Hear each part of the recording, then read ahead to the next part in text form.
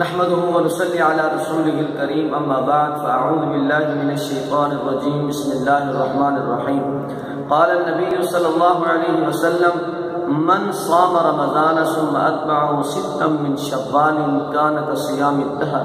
او كما قال عليه الصلاة والسلام۔ آج سامعین اور ناظرین کے سامنے یہ رمضان ٹرانسمیشن کا آخری بیان ریکارڈ کروایا جا رہا ہے۔ انشاءاللہ آپ تمام ناظرین سے گزارش ہے کہ جتنے بھی رمضان کے متعلق بیانات ہیں انشاءاللہ اس پر عمل کریں گے تو آخری ایام ہمارے قیمتی بنیں گے، اور ابھی جو کچھ لمحات باقی ہیں انشاءاللہ ہم کوشش کر کے ان کو زیادہ سے زیادہ فائدہ مند بنا سکتے ہیں۔ نبی کریم صلی اللہ علیہ وسلم کا ارشاد مبارک آپ کے سامنے پیش کیا کہ جس نے رمضان المبارک کے روزے رکھے اور پھر شوال کے 6 روزے بھی اس کے ساتھ ملا دیے، اس نے جیسے پوری عمر روزے رکھے۔ یعنی ہر سال اگر انسان اس طرح کرتا رہے گا تو پورے سال، جب ایک سال میں پورے ایک مہینے میں یعنی کہ رمضان شریف اور شوال کے روزوں کے ساتھ پورے سال کے روزوں کا ثواب ملے گا۔ تو جب ہر سال اس طرح کوشش کرے گا تو گویا پوری عمر روزہ رکھنے کا ثواب حاصل ہوگا۔ شوال کے جو 6 روزے ہیں یہ نفلی روزے ہیں، اور ان کے متعلق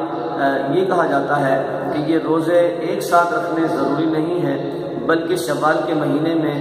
جس طرح بھی ہو سکے ان روزوں کی تکمیل کرنا ضروری ہے۔ مثال کے طور پر ایک ایک کر کے رکھیں وقفے کے ساتھ تو بھی ٹھیک ہے، اور اگر 2 روزے کر کے رکھیں تو بھی ٹھیک ہے، اگر 3 روزہ کر کے 2 حصوں میں رکھیں تو بھی صحیح ہے، اور اگر ایک ساتھ جو ہے وہ 6 روزے رکھیں تو بھی صحیح ہے۔ یعنی رمضان شریف کے فوراً بعد یہ ضروری نہیں ہے کہ عید کے دوسرے دن ہی ان روزوں کا باقاعدہ آغاز کیا جائے، بلکہ تیسرے دن یا چوتھے دن یا 10ویں دن بھی ان کا آغاز کیا جا سکتا ہے۔ الغرض خلاصہ کلام یہ ہے کہ شوال کے مہینے میں جس طرح سے ہو سکے ان 6 روزوں کو جو کہ نفلی ہیں اگر ہم رکھتے ہیں تو انشاءاللہ نبی کریم صلی اللہ علیہ وسلم کے اس فرمان کے مطابق اللہ تبارک و تعالی ہمیں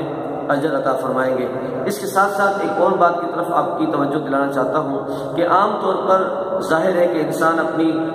جاب کی زندگی میں، کاروباری زندگی میں، دکانداری کی زندگی میں مختلف مصروفیات کی وجہ سے یا سستی اور کاہلی کی وجہ سے بہت ساری نمازیں انسان کی قضا ہو جاتی ہیں، لیکن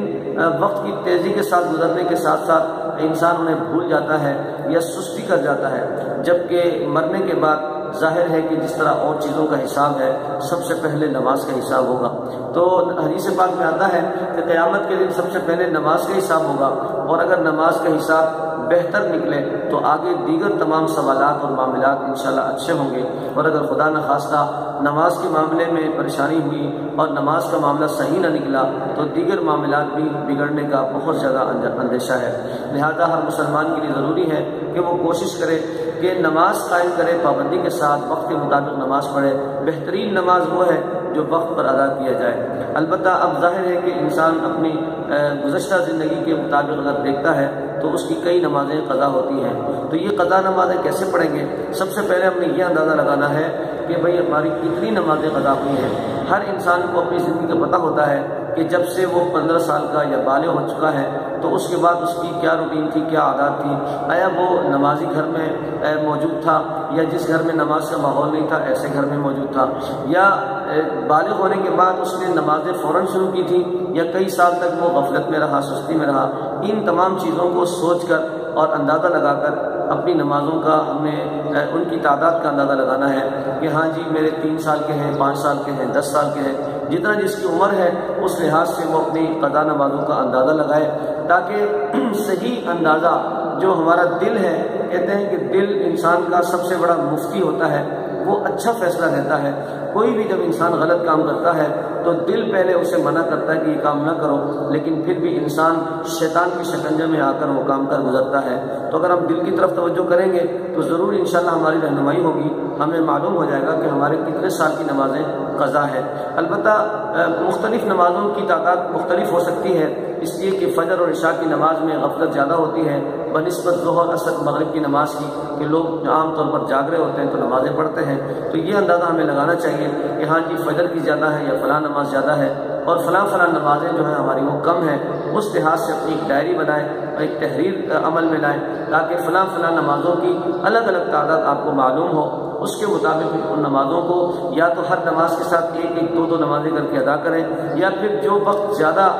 لمبا ہے، طویل ہے، مثال کے طور پر اشراق کی نماز کے بعد کا جو ٹائم ہے زوال تک، یہ بہت زیادہ اچھا ٹائم ہے۔ ظہر کے بعد سے عصر کی اذان سے پہلے کا جو ٹائم ہے یہ بھی کافی لمبا ٹائم ہے، اور مغرب کا جو ٹائم ہے 1-1.5 گھنٹہ وہ بھی اچھا ٹائم ہے۔ عشاء کے بعد کا جو وقت ہوتا ہے وہ بھی بڑا لمبا ٹائم ہوتا ہے، اچھا ٹائم ہوتا ہے۔ ان تمام اوقات میں ہم کوئی بھی قضا نماز ادا کر سکتے ہیں۔ یہ نہیں ہے کہ فجر کے ساتھ کرنا ہے، ظہر کے ساتھ لازمی کرنا ہے، نہیں، کسی بھی نماز کی قضا کسی اور نماز کے ساتھ بھی ہم پڑھ سکتے ہیں۔ لہذا استعداد کے مطابق اپنی نمازوں کی قضا کریں تاکہ آپ کے اوپر آخرت میں کوئی وبال نہ ہو، پریشانی نہ ہو، اور مرنے کے بعد آپ کے ورثاء کو بھی اس بات کی پریشانی نہ ہو۔ لہذا ان تمام طریقے کے مطابق اگر ہم نماز ادا کرتے ہیں، پھر جو باقی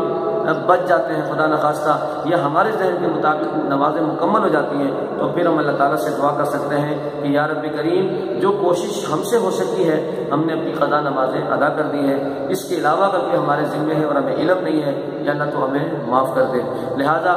اس موقع پر یہ بات کرنا بھی ضروری ہے کہ عام طور پر رمضان کے مہینے میں یا دیگر اس طرح کے اچھے مبارک مہینوں میں میسج چلتے ہیں کہ جناب ابھی فلاں جمعہ آ رہا ہے یا مہینے کا آخری جمعہ آ رہا ہے، اس جمعے کو اگر اتنی 2 رکعتیں یا 4 رکعتیں اس طرح سے پڑھی جائیں، اس میں اتنی مرتبہ سورت پڑھی جائے تو تمام قضا نمازیں ادا ہو جاتی ہیں۔ اس طرح کی کوئی حقیقت نہیں ہے، بلکہ قضا نمازوں کی اصل حقیقت یہی ہے کہ انہیں ہر حال میں ادا کرنا ہے۔ ادا کرنے کے بعد ہم اللہ تعالیٰ سے معافی مانگیں، استغفار کریں، تو انشاءاللہ رب العالمین ہمیں معاف فرمائیں گے۔ اس کے ساتھ ساتھ آخری بات یہ بھی عرض کرتا چلوں کہ اگر آپ کے ذمہ سجدے تلاوت ہوں، آپ نے کلام پاک کی تلاوت کی ہے اور سجدے رہ گئے ہیں سستی کی وجہ سے، کسی بھی وجہ سے، تو ان سجدوں کو بھی ادا کرنا بہت ضروری ہے۔ لہذا کوشش یہ کریں کہ قضا نمازوں کے ساتھ ساتھ قضا سجدہ تلاوت بھی جو ہے وہ بھی ادا کریں۔ اللہ تبارک و تعالی ہم سب کو سمجھنے کی اور عمل کی توفیق عطا فرمائے۔ وآخر دعوانا الحمدللہ رب العالمین۔